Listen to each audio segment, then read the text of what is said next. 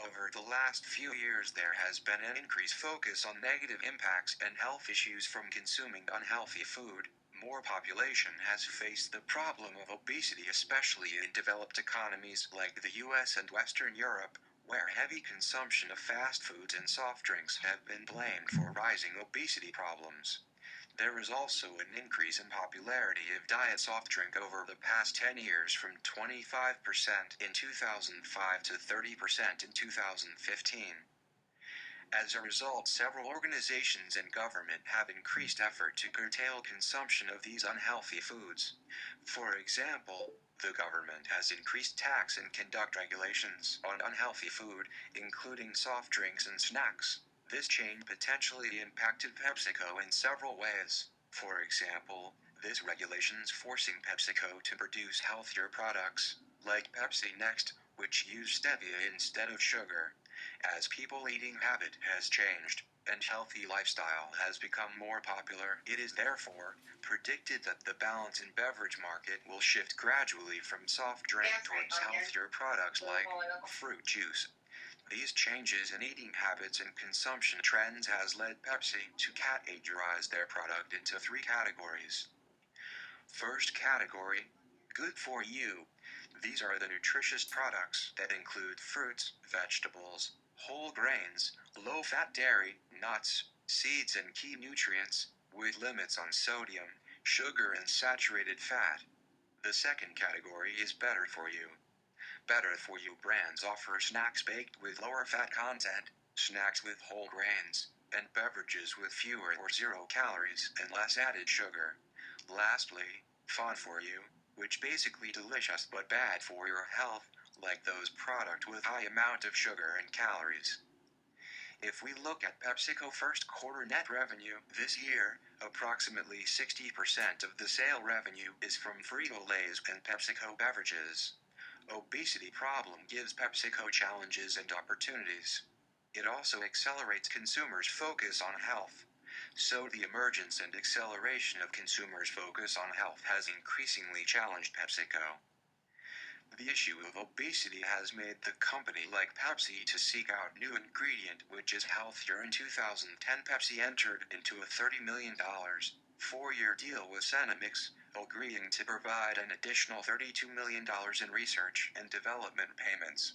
Cenomix is developing an ingredient known as S617, which works by binding to the receptor cells in taste buds to trigger the sensation of sweetness that people receive when they taste sugar. This would allow beverage makers to reduce sugar by up to 50% without losing any sweetness. Since there has been a significant decrease in the consumption of sodas, especially diet sodas, because of their negative effects on health, we wanted to reformulate one of our product, Pepsi Next, in order to attract new customers and help fight the obesity problem. Our current product is only available online and in a Fed countries, Canada, Finland, the Netherlands, Australia and New Zealand. It is sweetened by a mix of sugar and stevia extract, containing 30% less sugar than regular Pepsi and 100 calories, 355 milliliters. Our new product will contain 0 calories and 0 sugar and will be sweetened only by natural sweeteners, stevia, monk fruit and erythritol. The combination of stevia and monk fruit reduces the bitter aftertaste. Erythritol is a natural component of fruits, vegetables and grains, and is classified as a sugar alcohol, even though it is neither sugar nor alcohol. It is obtained through a natural fermentation process, much like that of yogurt, and has absolutely no calories and a 0 glycemic index. Stevia can be alone a great replacement for sugar, as it has 0 calories and 0 carbohydrates, making it great for diabetics. The sweetener can be obtained by extraction, fermentation or enzyme treatment. Stevia extract is up to 350x sweeter than sugar. Only 3 leaves can replace 25% of calories in a glass of soda. Monk fruit has been used for years as a low-calorie sweetener. In traditional Chinese medicine, it has been used to treat obesity and diabetes, as it decreases blood sugar, total cholesterol and improves liver function. Its extract is 300 times sweeter than sugar and also has 0 calories. It also supports the immune and digestive tract. We can see in the table the main competing sodas. Whereas Coca-Cola is accessible to every customer, Zevia can be only ordered online. We can see that Zevia's products that contains the same natural sweeteners as our new Pepsi True is sold at around $0.80. This suggests that we can set the price somewhere between $0.80 and $1.18, the price of Coca-Cola Life, one of our main competitors. Some of the limitations are as follow. The most common stevia sweeteners in the plant have a bitter flavor. This issue cannot be solved with taste masking agents. The stevia plant also makes stevia sweeteners, for example, Reb D and Reb M, that do not have this taste problem, but unfortunately the plant makes them in very low amounts, well below a concentration of 1% and expensive to obtain through traditional leaf extraction. The cost of stevia leaf extract has increased considerably due to a shortage of leaf supply since the use of stevia as a sweetener for such drinks has strongly accelerated in recent years. Thanks to fermentation, a game changer in terms of price, versatility and organoleptic quality, we could greatly reduce the need for stevia leaf production. Yeast fermentation uses baker's yeast to convert corn into these more desirable glycosides in a fermentation process. Cargill and Evolva can produce them on a commercial scale. The benefits are elements that produce bitter taste can be avoid fermentation, shorten the supply chain making it more stable, and we can avoid the impact of natural disasters as we use yeast instead of the stevia plant, as Reb D is very rare and plants using plant extraction method will be really expensive, therefore fermentation is more cost efficient. The second ingredient, monk fruit, has a sweet component called mogroside. It comes with 1 to 5, but only mogroside 5 is wanted as other components produce bitter taste. It is twice as expensive to extract as stevia. To extract mogroside 5, it requires seeding, purifying them into high-grade monk fruit extract, then separation. It is cheaper than sugar, costing about 72% the price for the same unit of sweetness. From Quid, we can see that GLG Life Technology is one of the key player, and we should definitely invest as GLG is focusing on working to extract 70-80% purity of mogroside, where in the current market, we can only get 40-60%. Higher purity will produce an even sweeter flavor. Erythritol is currently produced from fermentation, however it is a slow process and its yields are not great, resulting in a high cost. However, there are two new methods. The first one, a new research, eliminates the need for yeast, and all a processor needs is a heap of straw and the ability to grow a certain kind of mold. The new technique is genetic modifying the molds to stimulate the production of an enzyme which will act as the stressing agent and produce erythritol. The second method is patented by a company, TFI Corporation, which uses the green electrochemistry process. They passing raw materials through an electrolytic cell producing a large amount of erythritol.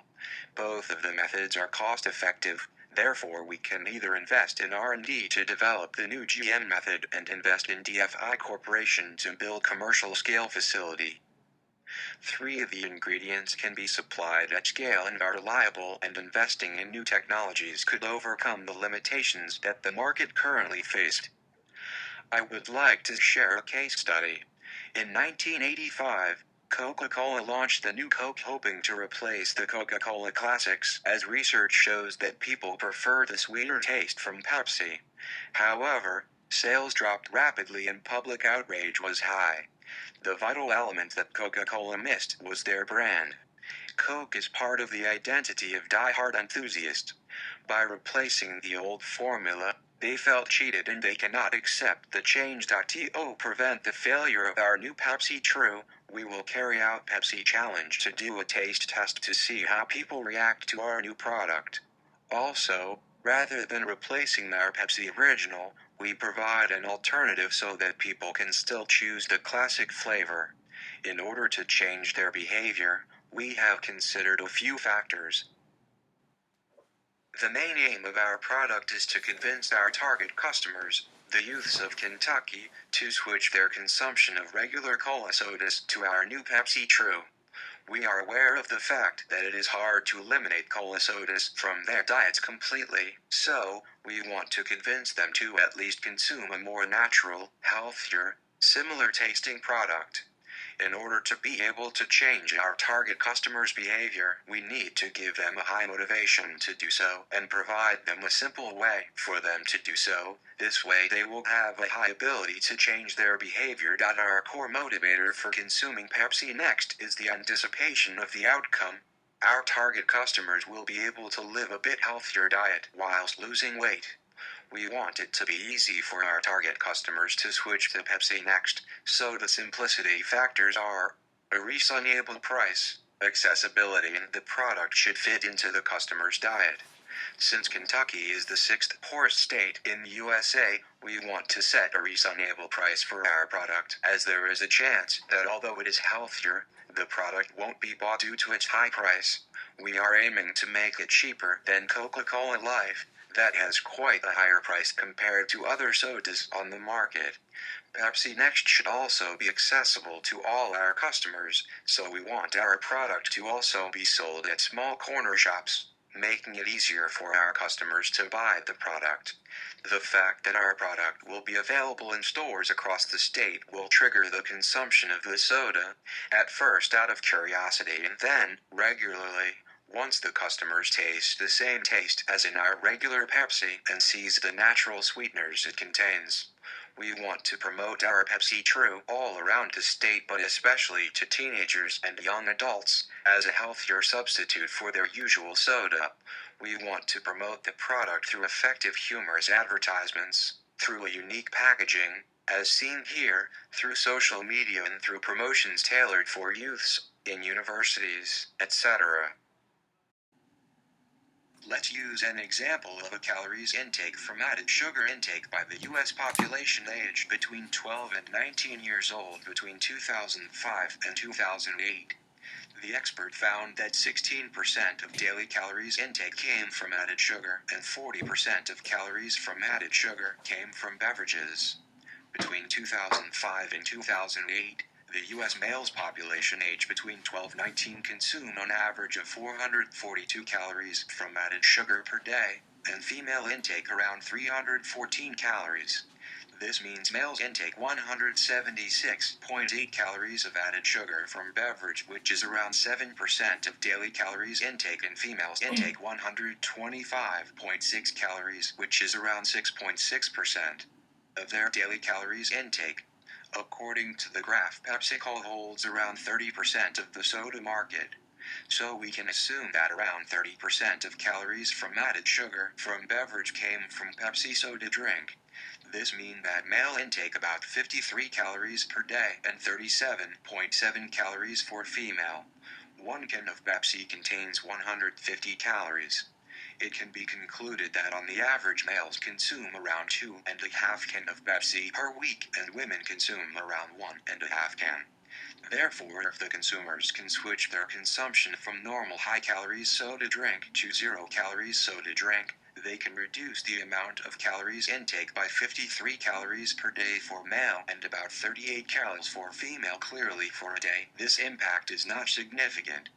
However, if the consumers continue to consume PepsiCo zero-calories soda drink for 1 year, males can lose approximately 19,300 calories, that equal to around 5.5 kilograms. Female can reduce calories intake from added sugar by around 13,750 calories, which equal to approximately 4 kilograms a year. This is the reason that we are targeting young customers, so that we will be able to prevent obesity in long term and in larger scale. Because if the consumers get used to the new taste of zero-calorie soda drink, since young age they are unlikely to switch back and consume the original high-calorie soda drink, hence we can succeed in preventing obesity problem in long term in larger scale. We believe that our product could be the first step towards reducing the calories in every soda. We are trying to understand the economic impact in the U.S. if all soda producers reduce the sugar and calories in their beverages to zero. Added sugars in beverages are one of the cause of obesity. From 3,770 calories, the average caloric intake in USA, 385 are from added sugars.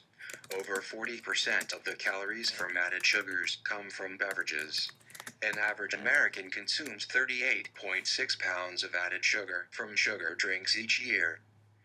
Average calories intake in the US is 3,770 calories, from which 385 calories consumed daily from added sugars.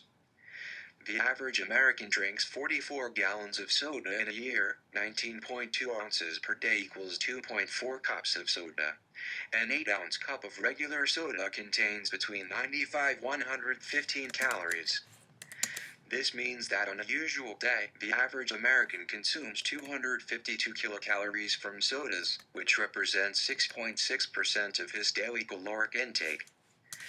Try to calculate the economic impact of reducing all the calories in beverages by replacing the sugar in them with natural sweeteners that contain 0 calories, such as stevia or monk fruit.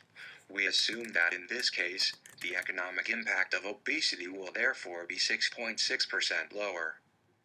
Right now, the economic cost in the USA from obesity is of $194.5 billion. This figure would be reduced to 181.663 if all sodas would replace their sugar content with natural sweeteners.